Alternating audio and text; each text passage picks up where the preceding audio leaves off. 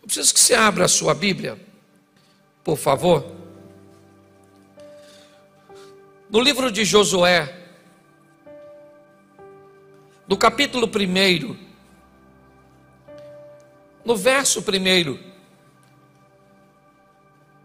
nós vamos olhar hoje no exemplo da vida deste homem, que força e coragem é o que Deus pediu de Josué. Me parece que força e coragem é o que a vida pede de todos nós. Em algum momento, em algumas situações, ela vai exigir de nós força e coragem para tomarmos decisões. E eu gosto muito dessa combinação, porque de que adianta um corajoso fraco? Certo? De que adianta? O cara tem coragem, mas não tem força. Tem força, mas não tem coragem. E Deus diz para Josué: você precisa, para desempenhar sua função, para lidar com a vida, com as demandas, com as intempéries que você vai enfrentar ao longo da sua caminhada, de duas coisas: força e coragem. É isso. Eu não sei para você, mas para mim a vida pede isso todos os dias: força e coragem para prosseguir nessa caminhada. É importante nós olharmos e, antes de lermos o texto, lembrarmos de um menino tirado das águas, treinado para ser um faraó no Egito. Ele então mata um egípcio para defender um irmão e é obrigado a fugir para o deserto, onde se torna pastor de ovelhas e recebe a comissão de voltar ao Egito para liderar a saída daquele povo. Com certeza, Moisés é um dos maiores, se não, o maior líder que a Bíblia nos mostra como exemplo. Mas pastor, o senhor disse que vai falar de Josué e está falando de Moisés? É exatamente isso. Eu quero que vocês entendam em que ambiente esse moço foi treinado,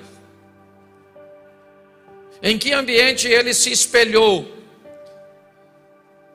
É importante olharmos e reconhecermos que no primeiro livro dos Reis, no capítulo 2, no verso 2, Davi chama seu filho Salomão e diz: Salomão, eu vou pelo caminho de todos os homens, ou vou pelo caminho da vida.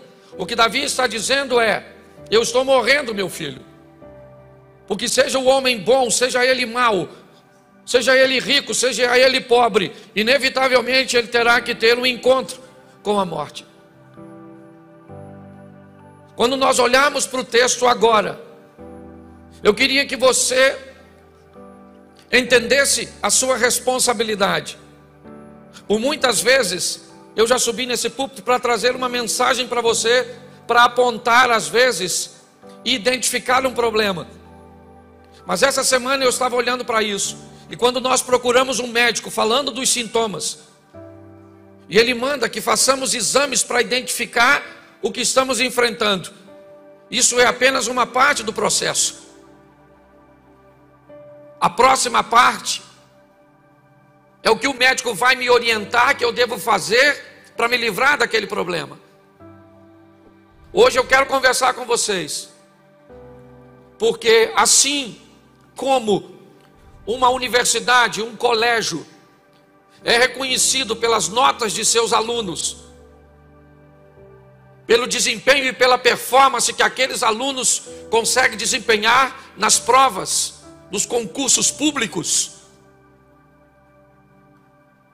eu acredito também que uma igreja pode ser vista pelo comportamento, pela performance de seus membros. Oferecer a vocês a oportunidade, não apenas de apontar um problema, de apontar um comportamento, mas dar uma direção, estabelecer, uma rota onde você consiga alcançar, os propósitos para vencer. É muito importante. Moisés está morto, assim como Paulo, Pedro ou qualquer outro que você admire, porque o tempo deles já passou. O tempo agora é o nosso. Chegou a nossa vez de termos a oportunidade de vivermos o incrível, o sensacional. E vamos ver como Deus vai lidar com Josué e como Josué vai lidar com a história da sua vida.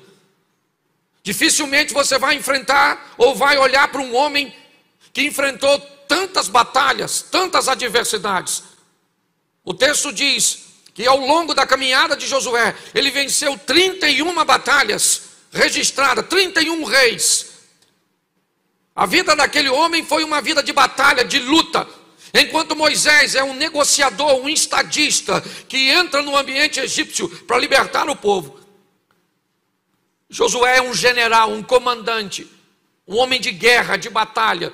Eu acho que vale muito a pena olharmos o exemplo dele, porque estamos em meio a essas guerras diárias. Hoje não tem leão, hoje não tem urso, não tem gigantes, mas nós vemos todos os dias os problemas se levantarem contra a nossa casa, contra a nossa família, contra a nossa saúde, contra a nossa fé.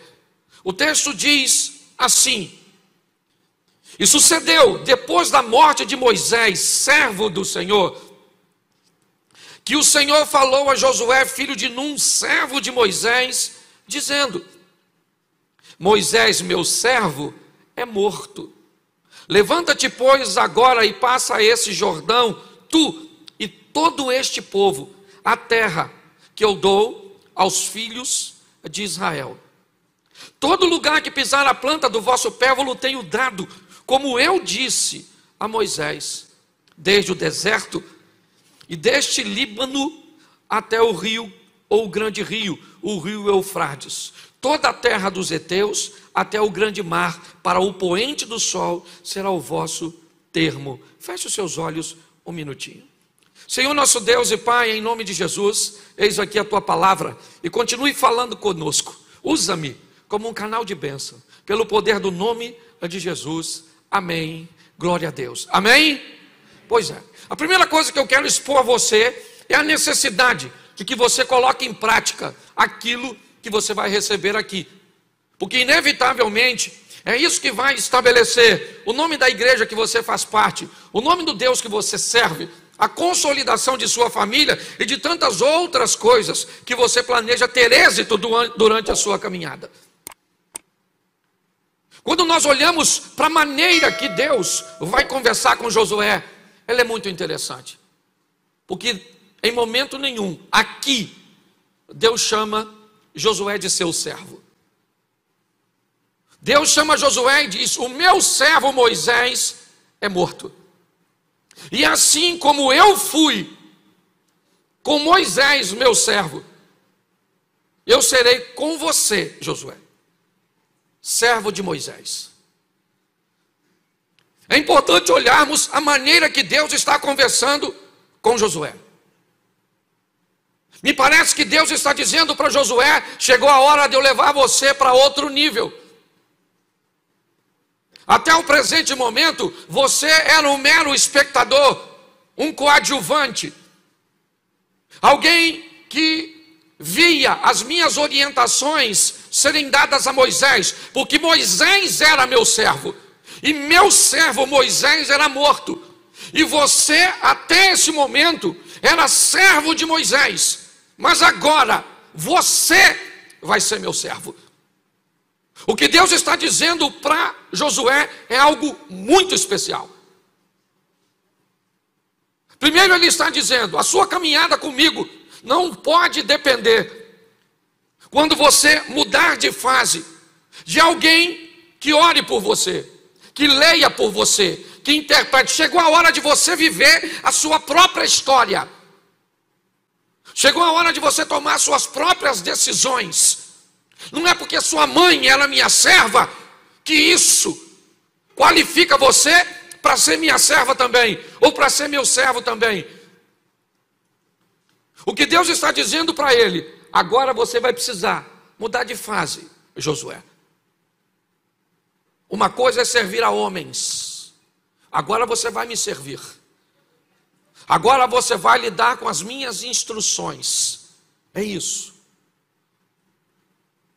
Nós olhamos para este homem e vemos a vida pedir dele, porque é isso que eu quero aplicar. Pastor, o que você está querendo dizer? Eu quero dizer que às vezes, e durante muito tempo, você teve que andar debaixo das ordens, das instruções de seus pais. Talvez em determinada fase da sua vida, você teve que andar debaixo das ordens de seu chefe, de seu patrão, daquele que era dono da empresa ou do negócio que você participou. Mas tem momentos que a vida tira você desse ambiente e traz você para uma outra fase. A fase que agora não são seus pais que decidem se você vai ou não, se você compra ou não. Agora chegou a sua vez de tomar suas próprias decisões. Isso parece ser muito bom e nos oferecer uma liberdade. Mas é muito importante nós entendermos que quando os outros escolhem para nós, se algo der errado, nós temos uma rota de fuga para nos defender. Nós colocamos a culpa no outro. Mas quando chega a minha vez de tomar as decisões, se alguma coisa sair errado, eu sou totalmente responsável. E a vida está chamando Josué e dizendo para ele: chegou a sua hora, camarada. Chegou a sua hora de arcar com suas responsabilidades, de ser responsável por suas escolhas, de entender que você escolhe o que fala para sua esposa, você que escolhe que maneira você vai treinar seu filho, que maneira você vai gastar seu dinheiro, quantas vezes você vai resolver vir ao culto, o que você compra, o que você não compra. A vida chama Josué e diz: agora você vai precisar de força e coragem. Força e coragem para fazer o que precisa. Força e coragem para dizer não para aquilo que é ruim para você e pode te causar dano. Porque agora a responsabilidade é totalmente sua. Antes você estava na sombra de Moisés. Quem decidiu quem ia espiar foi Moisés, e você foi um dos espias. Mas agora chegou a sua vez de enviar espias. O que ele viveu para Canaã, agora ele está enviando para Jericó. A vida requer de mim e de você muita responsabilidade, muita maturidade. Por quê? Porque nós gostamos muito de culpar o diabo, de culpar o governo, de culpar fulano, de culpar ciclano. Eu já cheguei à conclusão que quando a culpa é minha, eu coloco em quem eu quero. A vida requer desse camarada a responsabilidade. E como ele vai lidar com isso? É isso que eu quero mostrar a você. Primeiro nós vamos olhar que aquele que era um assistente, aquele que vivia na sombra, agora ele está em meio aos holofotes. É ele que escolhe. Ele sabe que servir a Deus é muito bom, é ter uma ligação direta com o Todo-Poderoso. Mas ao invés de falar com a rocha, feri-la, pode impedir de que se entre na terra prometida. E isso ele também aprendeu com Moisés. Lidar com as responsabilidades é um grande desafio. E por isso muitas pessoas se negam. Por isso que a maioria das pessoas que entram na igreja, pastor Abner, a grande pergunta delas é o seguinte: o que eu posso fazer e o que eu não posso? Me dá as regras. Porque se deixar para eu interpretar e eu errar, a culpa é minha. Então eu fico com a interpretação dos outros. As pessoas têm medo de lidar com responsabilidade. Está aí porque que as pessoas não querem se casar. Está aí porque as pessoas não querem ter filhos. Porque tudo isso pede de si mesmo muita responsabilidade. Um erro pode ser catastrófico. Então, ao invés de me preparar para não errar, eu fujo de tudo aquilo que traz sobre mim uma grande responsabilidade. Eu não quero um cargo na igreja, eu não quero nada, eu quero passar despercebido. Porque simplesmente isso trará sobre mim uma grande responsabilidade. Por que eu não aceito Jesus? Porque dizer que eu sou servo de Jesus é uma grande responsabilidade. E eu não estou muito afim de responsabilidade. A vida vai requerer de você e de mim, quer você goste ou não, as suas responsabilidades. Ou você pode se tornar um Peter Pan, tendo um caso com a Sininho na terra do nunca, porque não quer crescer. Ou você assume logo que a vida requer de você maturidade e começa a pautar suas decisões e escolhas na palavra de Deus, para que você viva o que Deus tem para você. Para que quando as pessoas olhem para você, ela diga: caramba, olha que família, olha a caminhada de fé dessa pessoa. É muito engraçado, às vezes nós olhamos e dizemos: não olha para mim porque eu sou falho, olha para Jesus. Eu nunca vi Jesus. O apóstolo Paulo diz: olha para mim e sede meus imitadores como eu sou de Cristo. Está na hora de chamarmos a responsabilidade para nós. É assim que funciona.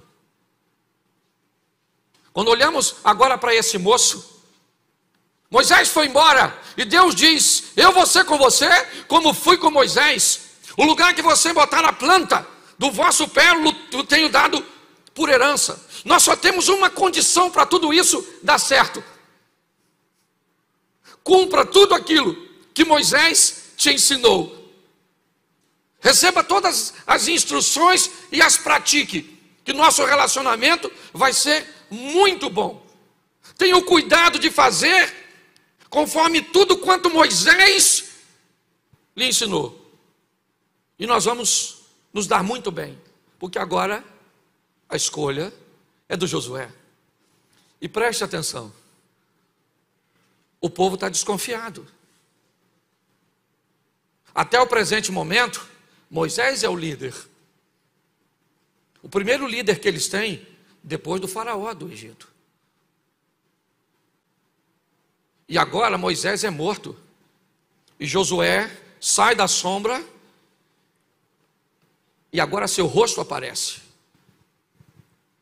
Todo mundo está desconfiado. Nós temos um caminho a percorrer. Estamos num ambiente inóspito, inadequado. Como é que vai ser isso? Está todo mundo de olho no Josué. Querem saber quais serão seus resultados? Querem saber se Deus é com ele, como foi com Moisés? Está todo mundo olhando para esse indivíduo e o avaliando, vendo se ele vai ter condições. Coloca o verso 17 aqui para ficar mais claro para todos. Põe para mim. É João que está aí? Isso. Como em tudo ouvimos a Moisés, assim te ouviremos a ti. Somente, note que é condicional, nós vamos ouvir você, Josué, mas tem uma cláusula. Nós vamos te ouvir tão somente que o Senhor teu Deus seja contigo, como ele foi com Moisés. Verso 18: todo homem que for rebelde à tua boca e não ouvir as tuas palavras em tudo quanto lhe mandares, morrerá. Somente, ou tão somente, esforça-te e tem de bom ânimo. O povo está dizendo para Josué: nós estamos de olho em você, irmãozinho. A partir de hoje chegou a sua vez de viver a sua história, beleza. Você está dizendo agora que está andando com Deus, Moisés foi embora e é você agora. Então vou logo te avisando que nós vamos te obedecer, e quem não te obedecer, morre. Mas o texto deixa nas entrelinhas que se Deus não for com ele, se ele for um líder que não convém e coloque o povo em perigo, ele morre. Olhe bem, a postura agora é dizer: está todo mundo de olho em você, Josué. E essa é uma responsabilidade que nós não queremos. Arcar com a responsabilidade, minha esposa está me avaliando o dia inteiro, meus filhos estão me avaliando, meus vizinhos estão me avaliando, meus funcionários estão me avaliando, os membros da igreja estão me avaliando, está todo mundo me avaliando.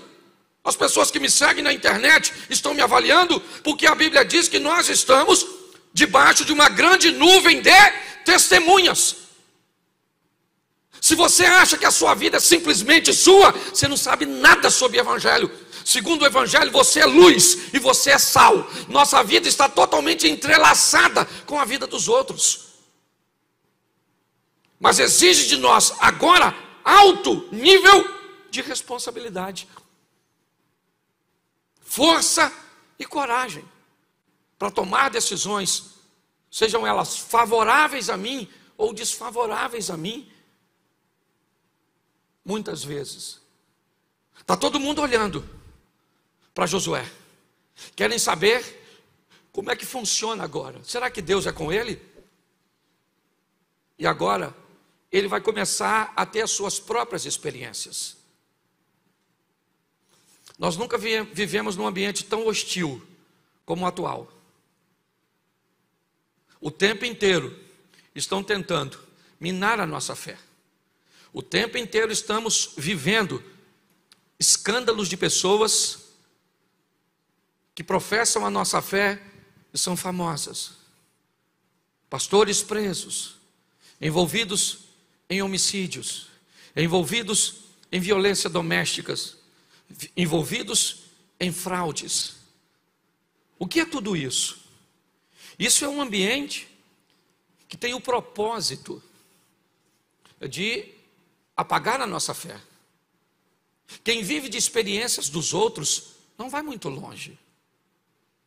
Por que é importante sair desse ambiente de coadjuvante e protagonizar no palco da vida minhas próprias histórias? Porque quanto a fatos não há argumento. Quando eu começo a ter as minhas próprias experiências com Jesus, com a minha fé, não adianta ninguém falar contra o meu Deus. Porque meu relacionamento com Deus não é teórico, ele é prático. É assim que funciona. Esse cara agora vai viver suas próprias experiências. A primeira, ele tem uma nação para atravessar o Jordão. E Deus diz para ele: instrua os sacerdotes a pegar a arca da aliança, caminhem em direção ao Jordão, e assim que os sacerdotes tocarem as águas, elas vão parar. As águas de cima vão parar de correr do Jordão e o povo vai atravessar. E Josué vai viver a sua primeira grande vitória. Está todo mundo de olho nele, vamos atravessar o Jordão. E como é que nós vamos atravessar? Mulheres, crianças, gados, tudo isso. Ele diz: fique tranquilo, porque Deus vai abrir o Jordão. E está todo mundo olhando.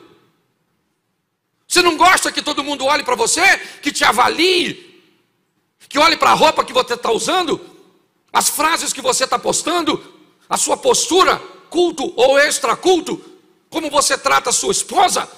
Ninguém fala com você, mas está todo mundo vendo. Essa é a grande verdade. Está todo mundo olhando para todos nós, nos avaliando o tempo inteiro, para ver se condiz a nossa vida com aquilo que professamos.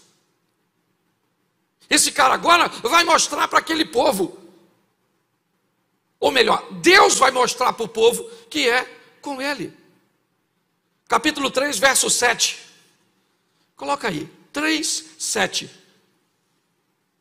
E o Senhor disse a Josué: este dia começarei a engrandecer-te perante os olhos de todo Israel, para que saibam que assim como eu fui com Moisés, eu serei contigo. Deus está dizendo: eles não querem ver se eu sou na sua vida? É isso? Mas pastor, querido, o Moisés já partiu, o tempo dele passou. O que ele me serve hoje é de inspiração. Eu não gosto de ficar contando testemunho na igreja. Eu não gosto. O meu, prefiro contar o dos outros. Mas eu posso falar uma coisa para vocês. Com certeza eu vivo coisas que poucas pessoas vivem. Porque eu aprendi a fazer coisas que poucas pessoas fazem.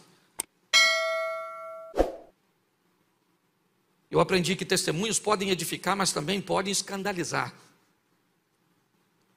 E eu posso dizer para vocês, eu tenho visto o sobrenatural, o incrível, o extraordinário de Deus acontecer. Sabe por quê? Porque eu creio. E porque eu aprendi, porque nós estamos no meio da parceria, a ser um parceiro nesse ambiente.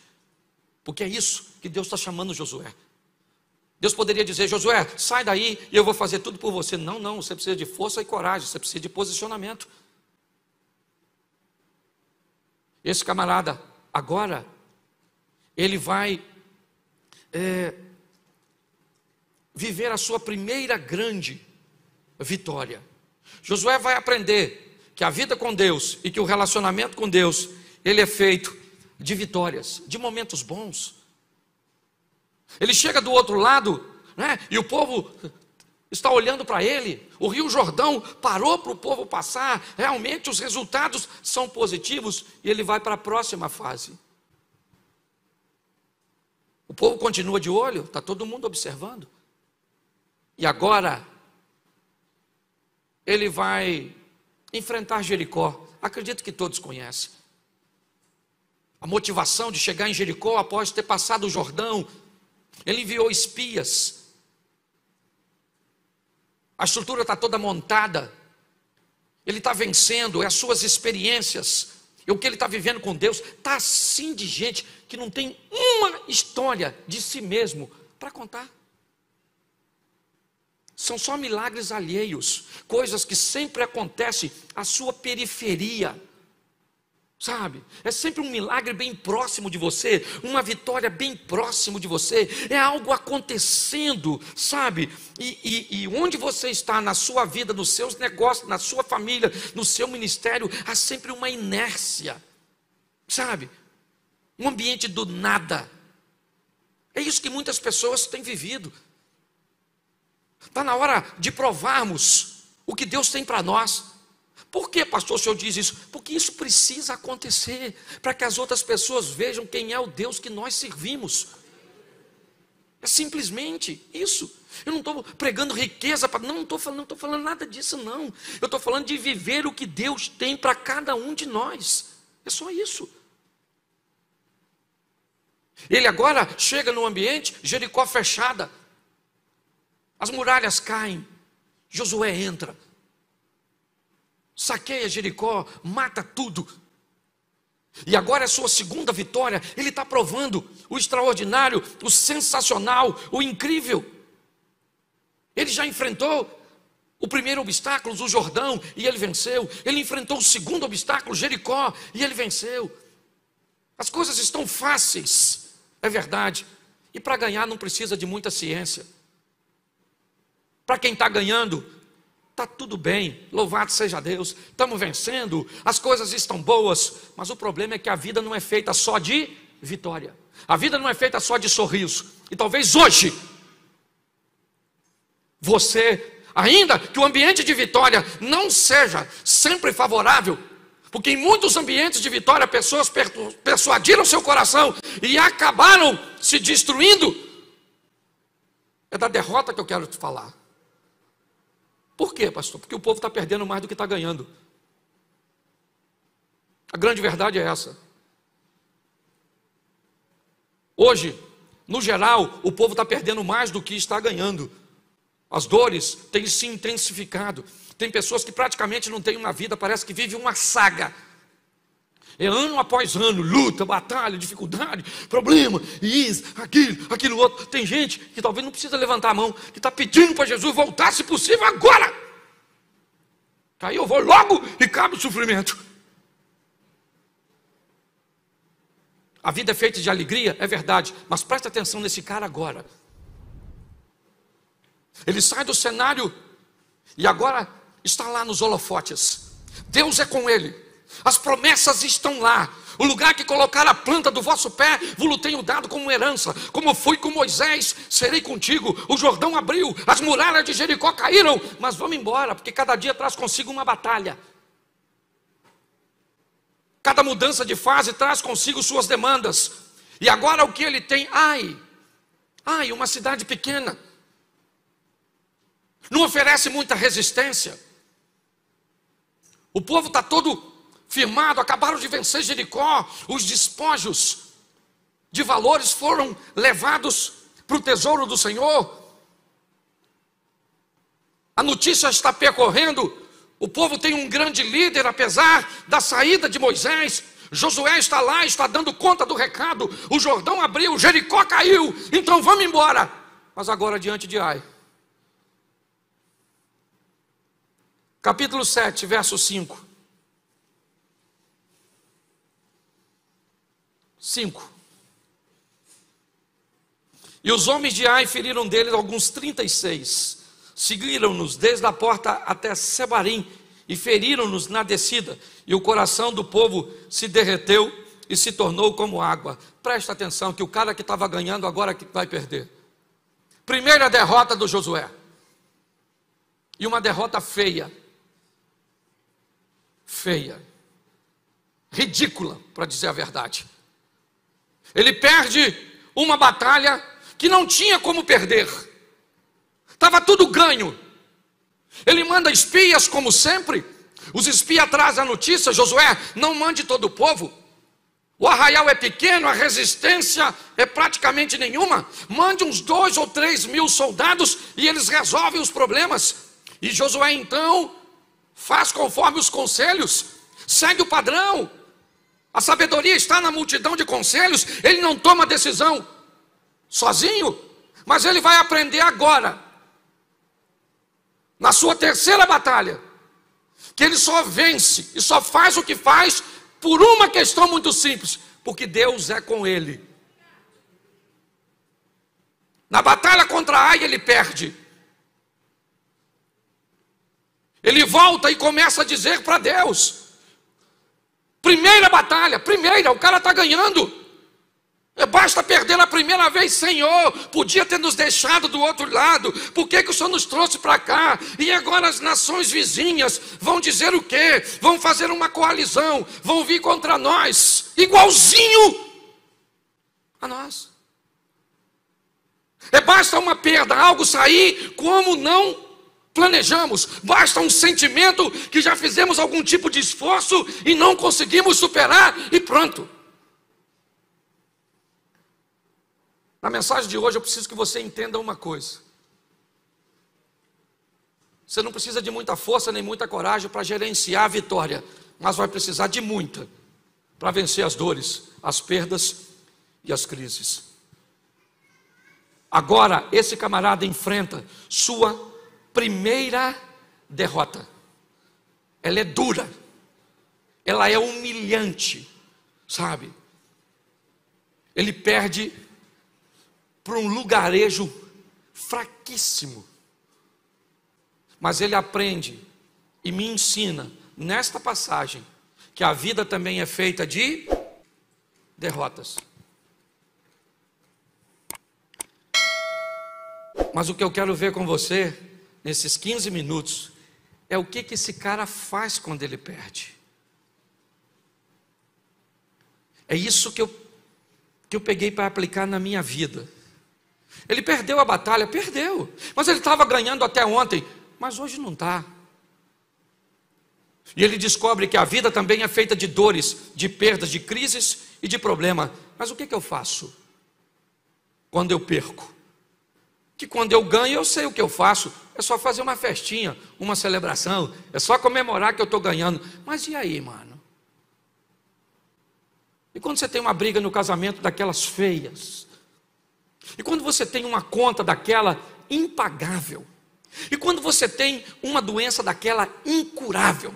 E quando você tem um desânimo na fé, daquele jeito que parece que o pecado se instaurou na sua vida? Como é que eu procedo no momento de adversidade? Eu acho que vale a pena usar o exemplo desse moço.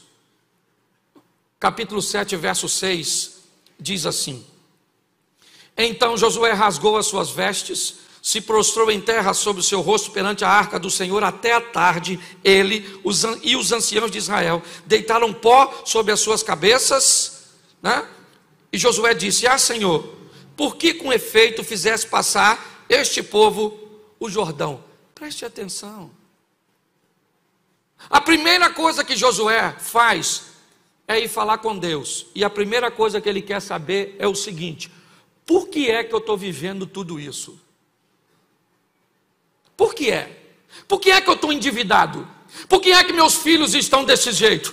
Por que é que a minha fé está desse jeito? Por que é que o meu casamento está desse jeito? Por que os meus negócios estão desse jeito? Eu preciso saber o motivo.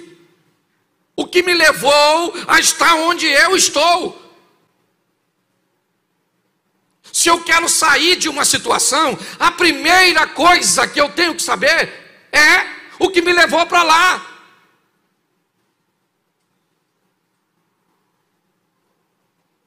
O que me levou para lá? Eu dormi no carro de um amigo e quando eu acordei eu estava em São Paulo. Como é que eu cheguei aqui? Uma condução me trouxe para cá. Como é que eu saio daqui? Eu pego outra para me levar para onde eu estava. Apocalipse, lembra de onde caíste, se arrepende e volta a praticar as primeiras obras. É o texto, a carta a Éfeso.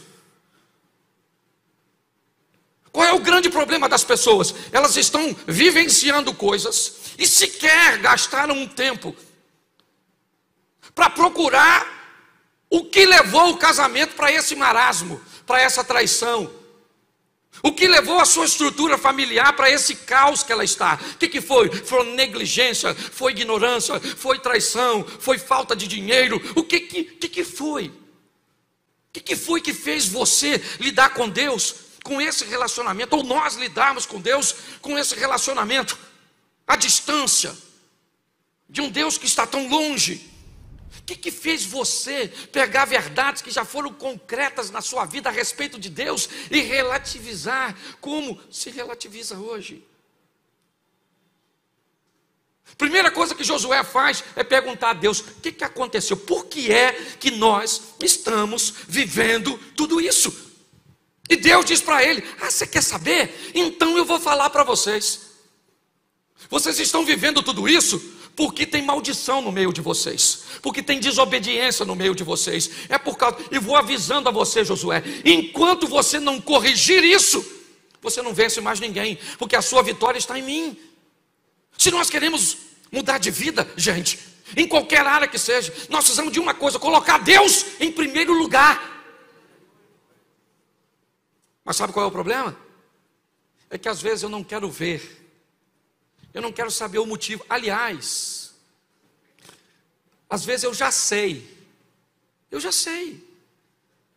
Eu finjo que não sei, porque aceitar que eu estou nessa situação por minha culpa é tão doloroso que eu digo que eu não sei porque que o meu casamento está assim, eu não sei porque que meus filhos me desobedecem, eu não sei porque minha pressão está alta, eu não sei porque eu não consigo ler a Bíblia, eu não sei de nada. Sabe sim, nós sabemos, muitas vezes, mas dizemos que não sabemos porque, se reconhecermos isso, vai nos doer mais. Esse camarada perguntou, igual Davi. Lembra quando Davi estava lá chorando porque o filho dele estava doente? Ele olha para a porta e vê o pessoal cochichando porque o garoto morreu. Ninguém quer falar para Davi que o garoto morreu, porque Davi é bravo para caramba. O cara que contou que Jonatas morreu, alguém vai contar? Ficou um olhando para o outro, o menino dele morreu, né? Quem fala para ele? Falou: eu falo não. Davi levantou a cabeça e perguntou para os homens que estavam na porta assim: meu filho morreu, é isso? Os homens disseram: já que o senhor perguntou, morreu. Mas só falando porque o senhor perguntou.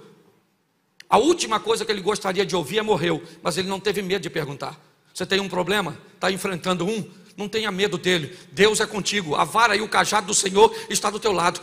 Agora não faz vista grossa para seu problema não, porque ele vai se potencializar e vai destruir suas finanças, seus negócios, sua família e sua fé.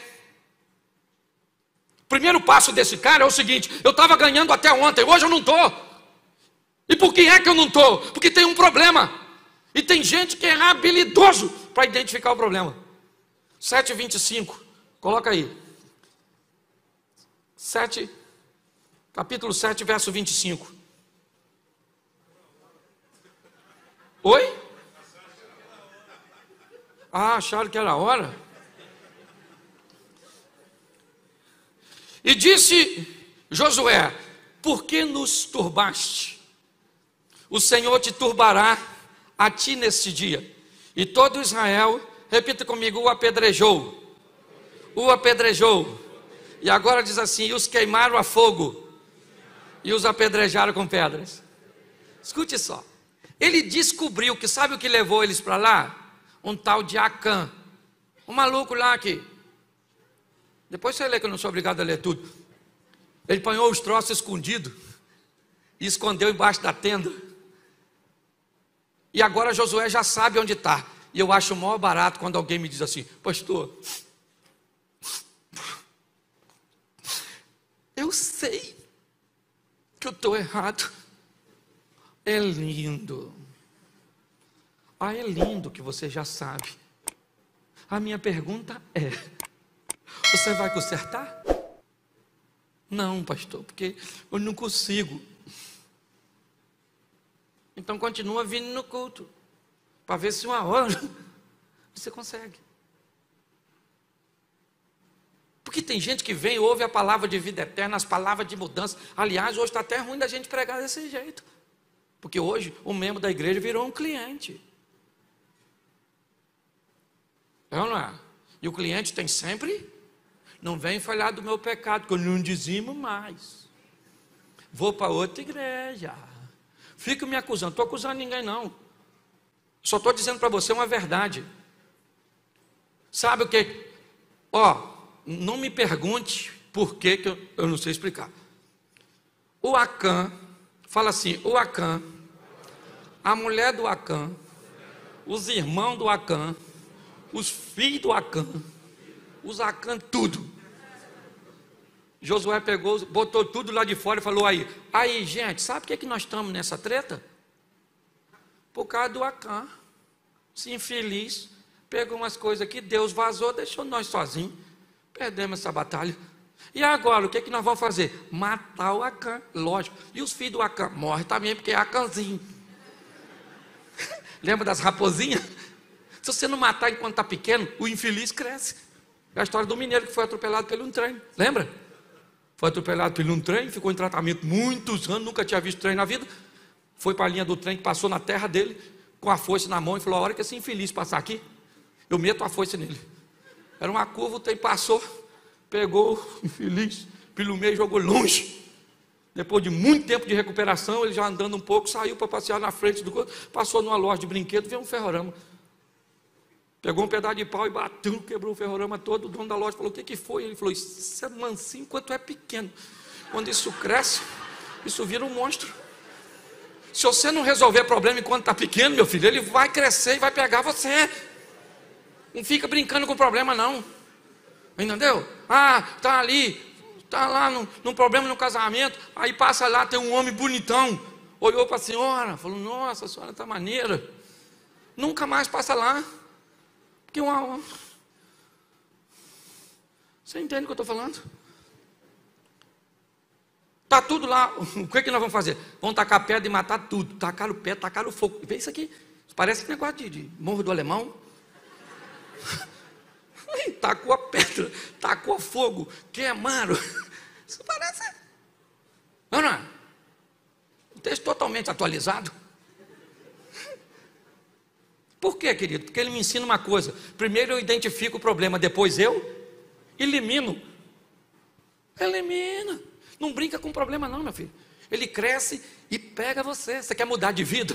Descubra o que é. Preguiça. Pastor, nossa, pego a Bíblia assim, dá um sono. Sabe, sim, se minha vista escurece. Isso é o Satanás. Deve ser alguém. Aí eu não consigo ler. Embola minhas vistas, sabe? O WhatsApp eu leio. WhatsApp eu leio, nem sono dá, eu fico lendo, menino, perco assim. Ainda tem esse negócio de TikTok? Tem essas porcarias tudo assim, isso aí eu vejo, olha. Que beleza. E a Bíblia? A Bíblia dá um sono, oh meu Deus do céu. E aqui nossa, que é isso?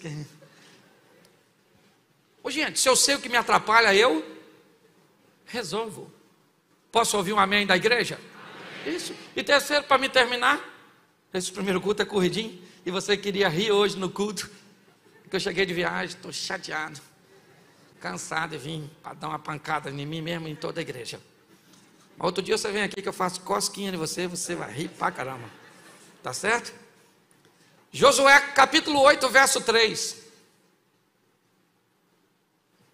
Então Josué levantou-se e toda a gente de guerra para subir contra Ai. Escolheu Josué 30.000 homens valentes e valorosos e enviou de noite. Note que ele está nervoso. Primeira vez ele mandou quantos? Para ver se você estava prestando atenção.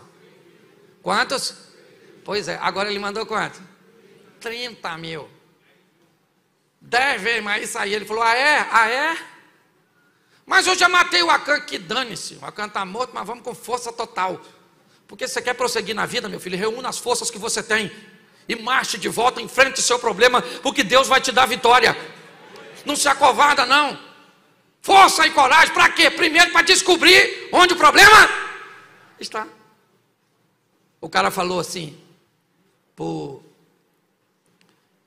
conselheiro, eu não estou conseguindo me comunicar com a minha mulher, ela está surda, e eu já estou ficando bravo, o que eu faço? O cara sábio disse assim, o senhor faz o seguinte, o senhor fala com ela uma distância, se ela não escutar, você chega mais perto, fala de novo, se ela não escutar, você chega mais perto e fala de novo, e aí você vai descobrir a distância que ela está escutando, você passa a falar daquela distância, e a comunicação fica boa. Ele falou, maneiro. Aí perguntou a mulher, querida, o jantar está pronto? Nada da mulher falar. Ele falou, essa miserável não escuta nessa distância não. Aí aproximou mais um pouquinho, 3 passos. Falou, querida, o jantar está pronto? Nada. Ele falou, meu Deus, você é quase surdo de tudo. Aproximou de novo e falou, querida, o jantar está pronto? Ele falou, querido, já é a 3ª vez que eu falei que está. O surdo, hoje você está rindo de tudo, pelo menos para terminar. Difícil de olhar um problema é porque às vezes ele está em nós. E quando você encontrar o problema, não brinque com ele. Problema, você não arranca os dentes, que ele corre atrás de você banguelo. O problema, você não raspa a cabeça dele, que ele corre atrás de você careca. Problema, você mata ele, faz igual Davi, corta o pescoço, a cabeça. E o que você faz depois? Tenta de novo com força total. Esse casamento da senhora aí, nossa, esse homem é ruim, mas é seu. Essa mulher é esquisita, mas é uma opção sua. Esse filho seu é a mistura entre você e sua mulher que não deu certo. Pegou os 2 DNA. Isso virou um monstro, um alien versus predador. Reúne suas forças e vai para cima com seus negócios, vai para cima com seu casamento, vai para cima com Deus, porque Deus vai te dar vitória. Posso ouvir um amém?